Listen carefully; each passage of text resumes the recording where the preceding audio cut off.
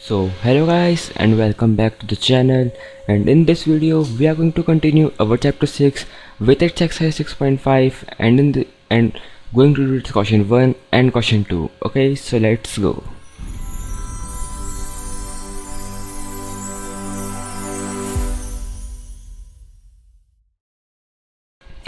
तो देखो क्वेश्चन 1 में अपन को क्या दे रखा है, क्या पूछा है अपन से कि sides of triangle are given below. अपन को कुछ चार साइड्स दे रखी, मतलब चार ट्राइंगल की साइड्स दे रखी नीचे, और अपन से पूछा है कि determine which of them are right triangles. अपन से पूछा है कि इनमें से कौन से जो है वो राइट एंगल ट्राइंगल्स की साइड्स है, और अगर राइट एंगल ट्राइंगल की साइड्स है तो अपन को बताना है इसमें से हाइपोटेनस की लेंथ कौन सी है। तो ये थ्योरम जो 6.9 थ्योरम है उसके ऊपर बेस्ड है। बहुत सिंपल सा क्वेश्चन है ये। अगर दो साइड्स के स्क्वायर का सम तीसरे के स्क्वायर के इक्वल आ गया तो राइट एंगल ट्राइंगल है। बस सिंपल सा अपन को प्रूव करना है, और अगर नहीं आया तो राइट एंगल ट्राइंगल नहीं है। तो देखो पहला पार्ट क्या है अपने पास, पहला पार्ट है अपने पास 7, 24 और 25। तो देखो पहले तो अपन ने तीनों का स्क्वायर कर दिया, क्या आ गया 49, 576 और 625। ये अपने पास आ गया क्या 49, 576 और 625। तो अपन को पता चल गया कि अगर अपन इन दोनों को प्लस करेंगे तो अपने पास क्या आ जाएगा 625। मीन्स 49 प्लस 576 में कितना आ जाएगा अपने पास 625। ओके, तो क्या आ गया अपने पास कि 7 का स्क्वायर, और अपन इसको लिख सकते हैं। देखो 49 क्या होता है 7 का स्क्वायर, 576 क्या होता है 24 का स्क्वायर, 625 क्या होता है 25 का स्क्वायर। तो अपने पास क्या आ गया कि 7 का स्क्वायर प्लस 24 का स्क्वायर इज इक्वल टू 25 का स्क्वायर, राइट। और अपन ने थ्योरम 6.9 में पढ़ा है कि अगर दो साइड्स के स्क्वायर का सम तीसरी साइड के स्क्वायर के इक्वल आ गया तो वो राइट एंगल ट्राइंगल होता है ना। तो देखो क्या आ गया अपने पास, the side of given triangle are satisfying Pythagoras theorem, therefore it is right angle triangle. Okay, तो ये क्या है अपने पास राइट एंगल ट्राइंगल हो गया। और अपन को पता है कि, और फिर अपन से क्या बोला था कि अपन को हाइपोटेनस निकालना है। तो हाइपोटेनस निकालने का अपन को फॉर्मूला तो कुछ नहीं होता अपन को, बट पता है कि हाइपोटेनस क्या होती है। अपन को पता है कि अगर राइट एंगल ट्राइंगल में जो ये वाली साइड होती है, मतलब ये 90 डिग्री का एंगल है, तो ये वाली साइड जो होती है वो हाइपोटेनस होती है। और अपन को पता है कि हाइपोटेनस जो होती है वो ट्राइंगल की सबसे बड़ी साइड होती है। ओके, तो वही होगा कि जिस साइड की लेंथ सबसे ज़्यादा है वो हाइपोटेनस है। तो अपन को दिख रहा है कि 25 जो है वो सबसे ज़्यादा है यहाँ पे 7, 24, 25 में। तो 25 जो हो गई वो हाइपोटेनस की लेंथ हो गई। देखो we know that longest side of a right angle triangle is hypotenuse, so length of hypotenuse of this triangle is 25 centimetre. Okay, तो ये बहुत सिंपल क्वेश्चन है, तीनों चारों जो क्वेश्चन है बहुत सिंपल है। जस्ट अपन को देखना है कि अगर दो साइड के स्क्वायर का सम तीसरे के स्क्वायर के इक्वल आ रहा है तो राइट एंगल ट्राइंगल है, और जो सबसे बड़ी साइड है वो हाइपोटेनियस साइड हो जाएगी अपनी। ओके, फिर अब देखते हैं अपन जो सेकंड पार्ट है वो, इसके अंदर क्या है अपने पास 3, 8 और 6। ओके, 3, 8 और 6। तो सबसे पहले अपन करते हैं इसका स्क्वायर, है ना। अपन करेंगे इसका स्क्वायर तो क्या आएगा अपने पास 9, 64 और 36। ओके, तो अपन को दिख रहा है कि अपन किसी को किसी में भी ऐड करें तो ये इक्वल नहीं आएगा, बट फिर भी अपन जनरली करते हैं क्या है कि जो सबसे बड़ी साइड होती है उसको अपन बची हुई दोनों छोटी साइड्स को सम करके देखते हैं कि वो बड़ी वाली साइड आ रही है क्या। तो अपन यहाँ भी वही करेंगे, क्या करेंगे 9 + 36 करेंगे तो अपने पास 64 नहीं आ रहा है। या फिर अपन किसी और को भी किसी से ऐड करेंगे तो भी कुछ इक्वल तो नहीं आएगा। तो अपने पास क्या आ गया कि दो साइड के स्क्वायर का सम तीसरे के स्क्वायर के इक्वल नहीं आया है। तो अपन क्लियरली बोल सकते हैं कि जो ये पाइथागोरस थ्योरम को प्रूव नहीं कर रही है तो ये राइट एंगल ट्राइंगल नहीं है। ओके, अब देखते हैं अपन थर्ड पार्ट। इसके अंदर क्या है अपने पास 50, 80 और 100। देखो पहले करेंगे तीनों का स्क्वायर, तो 2500, 6400 और 10,000। तो अपन को दिख रहा है कि क्या बोलते हैं किसी भी दो साइड का जो सम है वो तीसरे के इक्वल नहीं आ रहा है। मीन्स अपन बोल सकते हैं कि किसी भी दो साइड के स्क्वायर का सम तीसरी साइड के स्क्वायर के इक्वल नहीं आ रहा है ना। तो अपन बोल सकते हैं कि ये जो साइड्स है वो पाइथागोरस थ्योरम को प्रूव सेटिस्फाई नहीं कर रही है। The given triangle is not satisfying Pythagoras theorem, hence it is not a right angle triangle. Okay, तो बहुत सिंपल से क्वेश्चन थे ये। अब फोर्थ पार्ट, इसका लास्ट पार्ट है वो भी देख लेते हैं एक बार। देखो क्या है अपने पास 13, 12 और 5, तीनों का पहले वही अपन ने स्क्वायर करा तो 169, 144 और 25। और अपन को इसके अंदर दिख रहा है कि अगर अपन इन दोनों को ऐड करें तो अपने पास 169 आ जाएगा।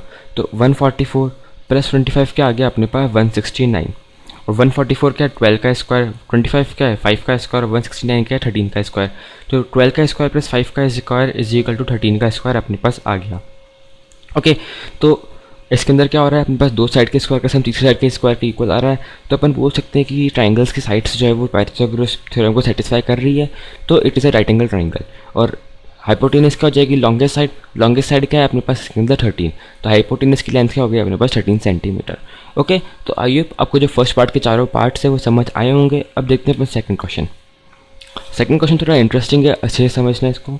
क्या है अपने पास इसके अंदर, P Q R is a triangle right angle at P, मतलब राइट एंगल ट्राइंगल है, और पी जो है वो एक पॉइंट है पी, और and M is a point on Q R such that P M is perpendicular to Q R, show that P M is equal to Q M and M R. देखो ये अपने पास triangle है P Q R, जिसके अंदर P पे जो है वो 90 डिग्री का एंगल है, राइट। और अपन को बोला है कि पी जो एम जो है वो एक पॉइंट है क्यू आर पे, सच दैट कि पी एम जो है ये जो है वो परपेंडिकुलर है किसके, क्यू आर के।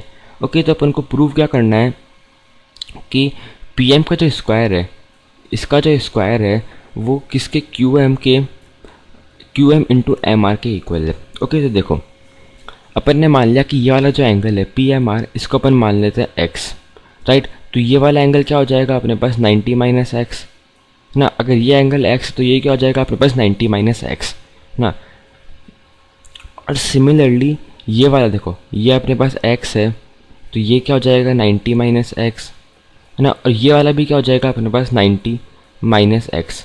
देखो कैसे, ये अपने पास है 90 डिग्री का एंगल, और ये अपने पास है x है ना। और अपन को पता है कि एक ट्राइंगल में तीन साइड का जो सम होता है वो होता है 180 डिग्री का, तो अपन बोल सकते हैं कि एंगल r प्लस 90 है ना, और ये अपने पास, ये अपन को पता है x plus x is equal to 180 है ना।